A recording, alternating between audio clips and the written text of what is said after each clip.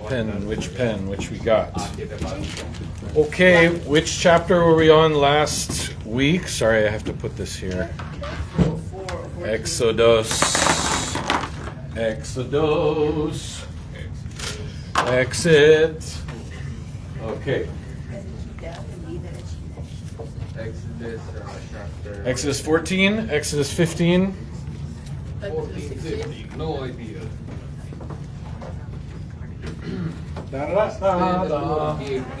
Holy. Is it live right now? Yeah. We're live right now. So we'll use the microphone just so everybody feels so important, like you're on a podcast. Yeah. Hey guys, this is the Afghan Church Podcast. I'm your host, Shawn, and me and Hamid are going to take you through the book of Exodus. Exodus, I think we're around chapter 14 or 15. Anybody remember last week where we left off? This guy named, what was the guy's name? Moses. Who split the ocean apart using his face. Dude was a ninja. Cut the water in half. Like Ninja? like an airbender. I think that's water. They're just copying Moses, all the anime. Yeah.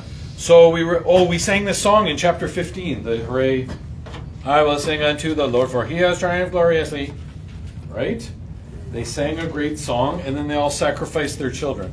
No, what did it say? No, they didn't do that. They dedicated their children. Guys, come on, man. They dedicated their children. Okay, 15 verse 22. So let's do Exodus 1:5. 2:2. 2:2s, fam. 2:2s, Crody. So they get across the water. Sorry. I'll protect your writing. There. Okay, so the water, or the sea, or whatever it is, ka-chow! Split the sea, and then everybody walked through. Do you remember how many people there were that left Egypt? 600,000 men. Oh, 600,000 dudes. Whoa. And then all the women and the children. So it's about like 1 million people. So Moses is taking the biggest camping trip in history. Could you imagine going? Have you guys ever been camping? You get a tent and you sleep and you worry that the bears are going to eat you in the middle of the night? Turns out there's no bear because of deforestation. Yeah, that's why we live in the city, right? Yep. But 1 million people with just tents out in the wilderness. So let's see what happens after they get on the other side. Where are they going anyways? To the land of honey and milk. Yes, the milky honey. Have you guys ever had milk and honey together? Yeah. Yeah, I used to hate it, but now I kind of grew to like it. Like you just have milk and then you put honey in it and eat it and drink it? Oh, like tea? Like chai? Oh, okay, yeah, chai. Because they left, what was the place they were slaves? Egypt, and they're going to this land, the honey land. Woo! Is honey still a thing on your web browser? You know that? Honey and milk. Honey and milk. Okay. So, do you think all these people are going to have a great time and they're all going to get along and nobody's going to fight? No. Let's see how much fun 1 million people are. So, Mukhtar 1522. So that's page, you guys all there? Page 64. So do 22, maybe 3 verses. And then everybody can do 3. So it's Exodus 15:22, page 64. All right. Mukhtar is going camping. Let's see. Then Moses led the people of Israel away from the Red Sea, and they moved out into the desert of Shur. Sure. What? Sure. Sure. Sure, bro. What's it called though? Sure. Are you sure? Sure. Are you sure? Okay, enough of that. Sorry, just being silly. Okay, so they're in the Shur. They traveled in this desert for 3 days without finding any water. Bro, have you guys ever gone 3 days without water? Nope. It's almost impossible. You'd be pretty thirsty and grumpy too, right? We would be dead. No, you're not. You don't die. How long can you live without it drinking water? I think it's more than 3 days. 2 days. No, it's 3 days. I think It's it's like more a than week, that. maybe. Six. Who's got EGPT or Grok and can check? I got. How many days? Because these guys are going. They have to go from Egypt. Hey Google, This is basically like how many days can a person survive without water? I think it's more than 3 days. 3 to 4 days. So this. this is like the maximum somebody can survive. So they're very thirsty and very grumpy, right? Okay, so what happens? Then they all sang a song together? No, what happened? When they came to the oasis of Marah, the water was too bitter to drink. So they called the place Marah, which means bitter. Then the people complained and turned against Moses. What are we doing?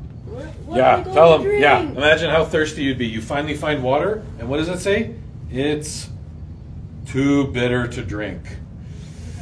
You know, like seawater has salt in it, and you can't drink it.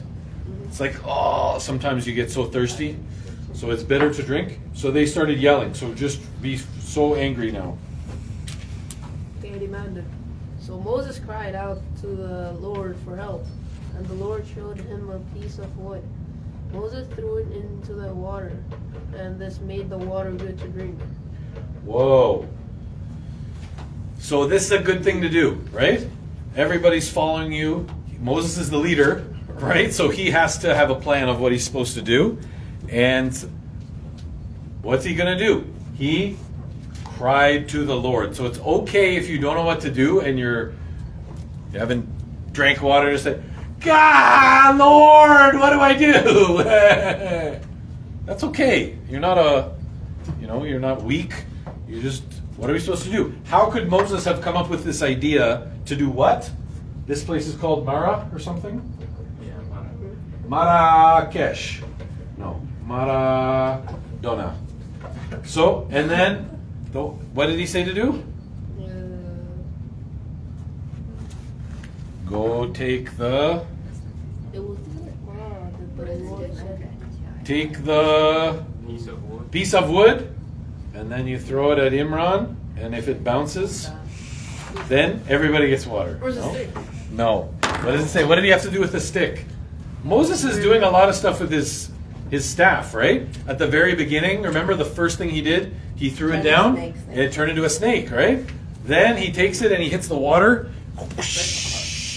So people would think it's pretty powerful, right? And later on, after, spoiler alert, you guys read the whole story of Moses, right? So later on, after he dies, they almost worship this piece of wood, this staff or whatever. So Moses then does what with it? He chucks it in the water, and then now we can all drink water. So everybody was so happy, right? It was there at Marah that the Lord set before them the following decree as a standard to test their faithfulness to Him. So why didn't they drink for 3 or 4 days? Oh no, this was a test. Okay, next. Majda, whatever it is, 26. He said, if you will listen carefully to the voice of the Lord your God and do what is right in His sight, obeying His commands and keeping all His decrees, then I will not make you suffer any of the diseases I sent on the Egyptians, for I am the Lord who heals you. After leaving Marah, the Israelites traveled on the oasis of Elim. Ooh, you guys know what an oasis is? Of what's it called? E-L-I-M. Elim. So an oasis. What's that? Isn't there a place in Dubai that it's the oasis, the palm? It's like there's no water around, and then boom, they find water. So it's like, oh, it's an oasis. Okay. It's called Elim. where they found 12 springs and 70 palm trees. They camped there beside the water. So, now how many people are there? A million. There's like 1 million people, and they have 12 springs. You think that's enough for like 1 million people? They'd have to have some kind of system of how they're going to drink, who's going to go when, line up, oldest to youngest, youngest to oldest, babies first. I don't know. So 12, they're chilling in the desert with 12 springs and palm trees. Okay, and then, yeah, this is where a lot of fun stuff happens. So chapter 16 now. Manna and quail from heaven. Then the whole community of Israel set out from Elim and journeyed into the wilderness of Sin. Between Elim and Mountain Sinai, they arrived there on the 15th day of the second month, 1 month after leaving the land of Egypt. All right, got it. So 1 month they've been walking around thirsty and grumpy and itchy. No shower, no McDonald's drive-through, just walking in the sand too, right? Probably, right? Coughing and sun burning them. Probably got sunburns, right? So this is called the wilderness of sin. You see there's a little star next to it? Majda, can you read the thing at the bottom? It says 16:1a, the geographical whatever. 6 where? Yeah, right at the bottom, that little Okay. like footnote thing. Yeah. The geographical name Sin is related to Sinai and should not be confused with the English word sin. Okay, so they're going, you see where they're going to this mountain called Sinai before they get to the milk and honey place? So, spoiler alert, Mount Sinai is an important stop on the way.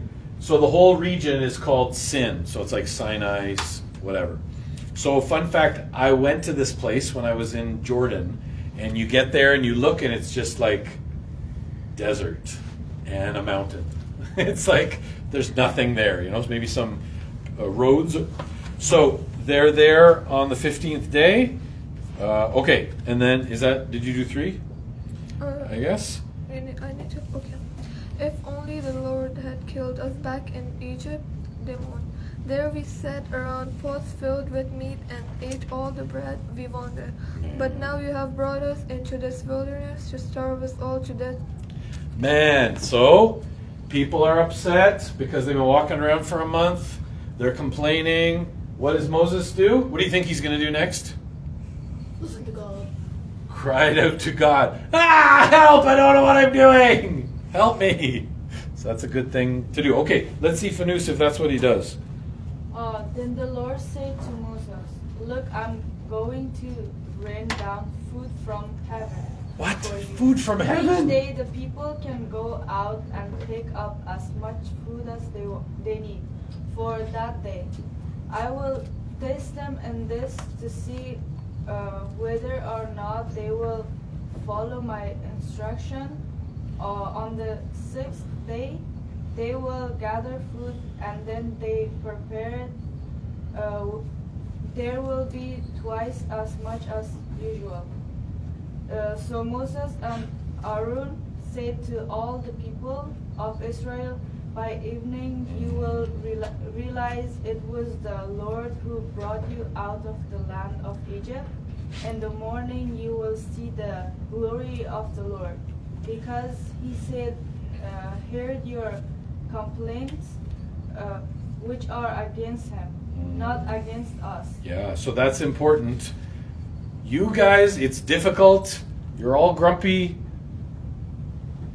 Food is going to fall from the sky, so you know that God, it was the Lord who is, what did the last one say? Not us? What have we done that you should complain about us? Mm-hmm. Then Moses added, "The Lord will give you meat to eat in the evening, and bread to satisfy you will in the morning, for he has heard all your complaints against him. What have we done? Yes, your complaints are against the Lord, not against us." Right, not against us. Moses is just like, hey, I'm just leading you guys here.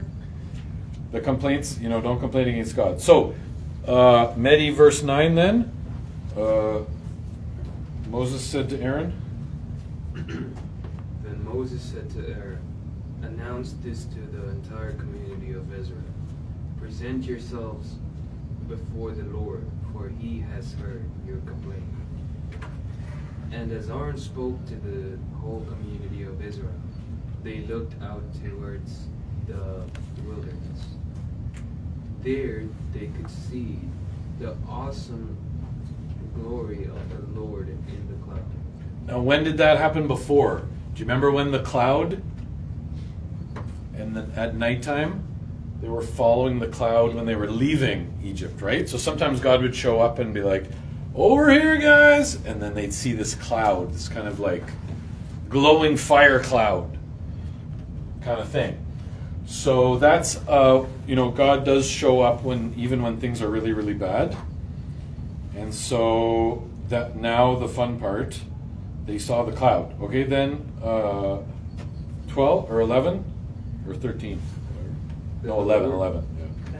Then the Lord said to Moses, "I have heard the Israelites' complaints. Now tell them in the evening you will have meat to eat, and in the morning you will have all the bread you want. Then you will know that I am the Lord, your God." So this is what happens in those difficult situations. Only God can get you out of these situations. Have you guys been in situations like this where you can't solve the problem yourself? ChatGPT can't help you. Your brother or sister can't help you. You're stuck. It seems like, what did the people say? What was the people's complaint? They're hungry. We had so much food back then. God let us out here to die. It almost feels like God's playing a trick on you to test you, and then God shows it was Him that can make food come down from heaven. So do you think that they're going to get meat to eat? They had nothing to drink for a few days, and then they had some water. Now let's see if God can give them some barbecue in the wilderness, some Uber Eats wilderness. What is your location? I am between Egypt and the mountain. And the Uber driver had to find them. But then it would be the Uber driver that did it. But Good tip. yeah, good tip for the Lord who provided. So God keeps showing them. Boom! Blood. What were the plagues, right? Blood, flies, gnats, whatever.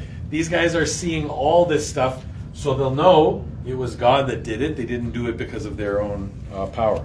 Okay, so Emron, check what's next. Do they get meat? And what kind of meat? Did you eat enough? How many verses did you do?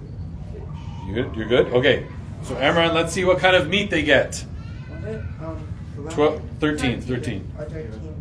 That evening, last numbers of quail flew in and covered the camp. Of what?